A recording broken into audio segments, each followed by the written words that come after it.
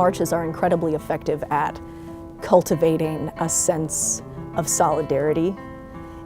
They provide a kind of opportunity for social movements to pose these fundamental questions, grapple with them collectively, and respond to them in ways that augment the solidarity of the movement.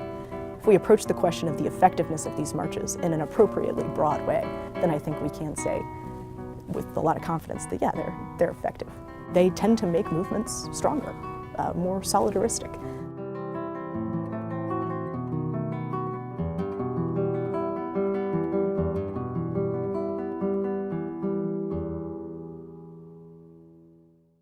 Was born and raised here in Loup City, and I've lived here all my life.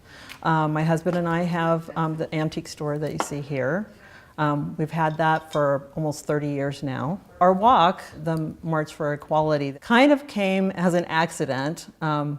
We were talking about going to Washington, and my sister Charlene said, oh, that would be so much fun to go, but it's kind of dangerous. And I said, well, you know what? We'll just walk together. Then it just blossomed from there, and we put it on Facebook, made a Facebook page and an event page, and people started asking questions and sharing it. The message we're trying to promote is a kind of equality, whether you're black, white, whatever gender or health issues, if you have a disability, anything, really we're all equal and we should all be respected. And we kind of want that to be the focus. We just want this to be something that's a positive, peaceful walk to support each other, basically. We are here to be peaceful. We are here to show that every life matters. It doesn't matter where you come from, where you're going, every life matters, and we're not going to allow this to become very political. We are going to do this all across the nation as a group, and we're going to show the world what Loup City's all about. Thank you. I had the opportunity to go to Omaha and speak today, and instead I chose to come here. This is a small town community, and this is the kind of things we need people to understand, that small town people votes do matter. We have to be out and visible. People have to see that it's okay to be there and make up their own mind and be open-minded about what they want. This is not about what any individual wants. We are fighting for human rights, and this is something we've got to look at, especially with the new administration. I'm hoping to show that Nebraska counts. We have a small town that out of nowhere decided that the Equality March, the Women's March, was worthwhile. We've got people from all over the area, but these people are going to go back and say, hey, look what we did. You can do this too. And people are going to get involved. And that's what we got to have. We got to have grassroots standing up for equality. People have asked me, and said, Loup City, why Loup City? We realize that it's very unique, that it's happening in a very small town. It's very diversified here, which people would not expect. And we all live in harmony much of the time here.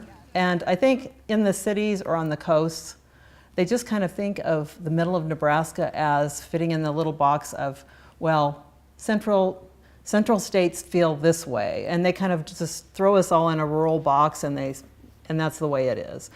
I think it's important for people in other regions to know that little towns can do something like this, stand up and be heard, invite people to get together and help each other, and understand that there are all kinds of opinions that we should all respect. If there were any, if you would say, negative reactions, it was more kind of a quizzical reaction, like, well, why do you feel that people need equality? Who's not feeling like they're equal? Well, a lot of people. Maybe you're a woman that is having trouble finding help with women's issues. Mostly it's just been wonderful comments of people that are excited to come to Loup City and network with others. If this movement and if this resistance that right now is centered on the rights of women if it is going to have any legs going forward, it's going to have to try to maintain that inclusiveness and try its best to integrate these other movements and hopefully even kind of develop a larger one that, again, not just simply ties to these particular issues, whether it's immigrant rights or Black Lives Matter rights or economic justice rights, but also links it to a political strategy. It's also going to be tied to what policies come through with the Trump administration. To what extent does their agenda actually alienate and antagonize more and more swaths of the U.S. population? To the extent that that happens, I could absolutely see this movement being able to bring in even more different sectors, groups of people who've never even thought of actually engaging in demonstrations or political activism. We are living through a kind of historical realignment in American politics, and this march is part of that.